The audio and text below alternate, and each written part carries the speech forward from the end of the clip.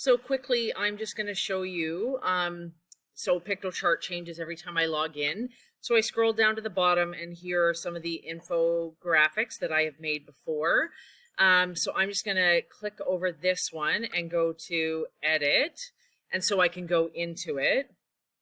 And when I start it up, my Wi-Fi here at the school is really, really bad.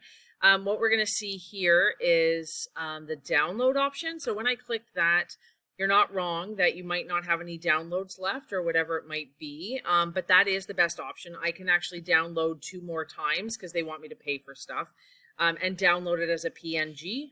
Anytime you try and upgrade to like high quality, it's going to ask you to pay for it, but we don't have to do that. You could download it and then upload it after saving it to your computer. However, maybe that's not an option. So right up here under share, as soon as I do that and make it public, that I can copy this link and I've sent it to you. So if you can't open it, then we have a problem that we should get back to download. But for everyone else, using that share button seemed to work.